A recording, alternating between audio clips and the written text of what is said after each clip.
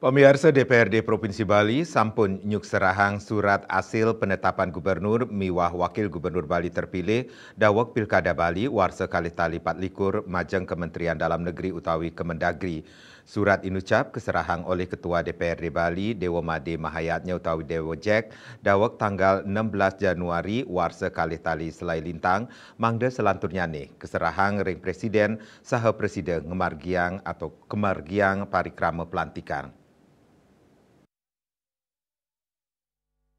Ketua DPRD Bali Dewa Made Mahayadnya Mausang manut katra sane kapulihang saking Kemendagri pelantikan gubernur miwah wakil gubernur Bali terpilih dawak Pilkada Bali warsa kali-tali 24 karencanayang tetep kemargiang ring tanggal 7 Februari warsa kali-tali selai.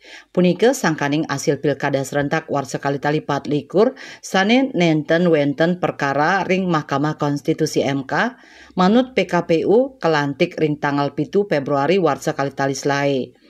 Napi malih kantos mangkin durung wenten surat sane ngandegang pelantikan kepala daerah terpilih hasil Pilkada serentak warsa kali-tali 24 satios punika makudang-kudang wewidangan ring Indonesia nenten wenten gugatan hasil Pilkada serentak ke Mahkamah Konstitusi. Antuk punika Dewa Jack nyantenang yening pelantikan gubernur miwah wakil gubernur Bali pacang kemargiang ring tanggal 7 Februari warsa kali-tali selai.